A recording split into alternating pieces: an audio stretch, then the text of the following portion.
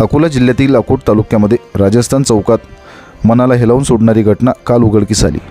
अकोट ग्रामीण पोलिसांच्या अथक प्रयत्नाने बेपत्ता झालेला दर्शन पळसकर नावाचा विद्यार्थी मृत अवस्थेत अमरावती जिल्ह्यातील अंजनगाव पोलीस स्टेशन हद्दीतील डोंगराळ भागात गायमुख चिंचोना भागात दिनांक 3 जुलै रोजी आढळून आला। या घटनेने संपूर्ण जिल्हा हादरून गेला आहे।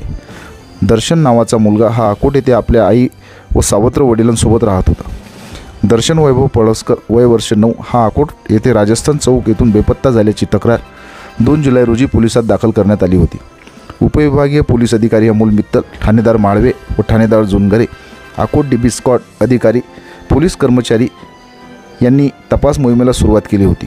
दर्शनचा मृतदेह अकोटपासून डोंगराळ भागात मारडी, खिरकुंड, चिंचोना, गायमुख या परिसरात पोत्यात भरून असल्याचे काही शेतकऱ्यांच्या लक्षात आल्याने त्यांनी ही माहिती पोलिसांना दिल्याचे समजते।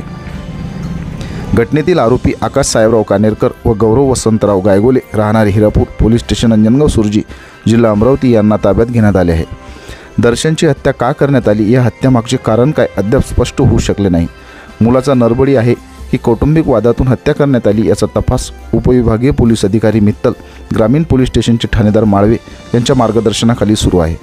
घटनेने एकच खळबळ उडाली असून निष्पाप मुलाचा बळी कशामुळे झाला याचा शोध पोलीस घेत आहेत। सावत्र पित्यानेच त्याची निर्घृण हत्या केल्याचे समोर आले आहे। महाराष्ट्र स्टार न्यूज 1 ब्युरोची प्रेमदास तायडे, अंजनगाव सुरजी। काल रात्री 8:30 वाजताच्या सुमारास एक महिला अकोट शहर पोलीस स्टेशनला येऊन तशी तक्रार दिली की तिच्या 9 वर्षाचा मुलगा जे आहे ते मिसिंग झालेला आहे। ही माहिती मिळतानाच अकोट शहर पोलीस स्टेशनची टीम त्यांचे अधिकारी, अंमलदार आणि त्यांचे नेतृत्व करणारे आपले ठाणेदार अकोट शहरचे त्यांनी त्याचे शोध लावण्याचे काम चालू केला। आता काही दिवस अगोदरच माननीय मुख्यमंत्री साहेबांचे हस्तेनी जे इनॉग्रेट झालेला आपला CCTV सिस्टम आहे त्याचे तांत्रिक वापर करून आपल्याला असं कळालं, आपल्याला एक व्हिडिओ मिळाली ज्याच्यात तोच संशयित 9 वर्षाचे मुलगा जे मिसिंग झालेला आहे तो एक बाईकवर बसून 2 पुरुषांसाठी जाताना दिसते। आता जेव्हा आपण त्या व्हिडिओला अगदी जवळपास बघितलं तर आपल्याला असं समजलं की ते जे 2 पुरुष आहे ज्याच्यासोबत ते जाताना दिसते त्यांच्यापैकी एक पुरुष त्याच महिलासोबत पोलीस स्टेशनला आला होता। तेव्हा आम्हाला हे बात पहिल्यांदा समजली की हे जे पुरुष आहे ती महिलाचा पहिला नवरा नाही आहे, दुसरा किंवा तिसरा नवरा आहे आणि तो ह्या मुलगीचा सावत्र वडील होता। जसंच आम्हाला ही माहिती समजली की तेच ह्यांना घेऊन गेलेलं आहे, आम्हाला म्हणजे आपले अनुभवी पोलीस अधिकारी असल्याने आपल्याला समजून जाते की ह्याच्यात काही ना काही मोठा प्रकरण असण्याची शक्यता असते। तेव्हा मी सुद्धा पोलीस स्टेशनला दाखल झालो रात्री 12 वाजताच्या सुमारास आणि तेव्हापासनं ह्या गुन्ह्याचा तपास अधिकारी म्हणून मी स्वतःहून घेतला।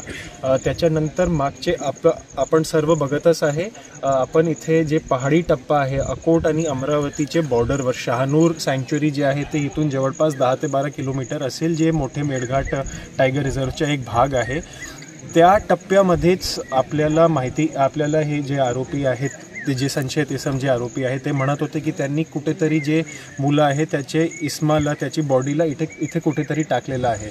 तर मागचे 10 तासपासून सातत्याने अकोट उपविभागचे जे आपले पोलीस अधिकारी आणि अंमलदार आहेत ते अकोट ग्रामीणचे असो किंवा अकोट शहरचे असो त्यांनी परिश्रम घेऊन ते बॉडीला फायनली शोधलं आहे आणि त्या बॉडीला आपण शोधून त्याला PM आणि इन्क्वेस्ट आणि इतर कार्यवाहीसाठी पुढे अकोटला पाठवलेलं आहे।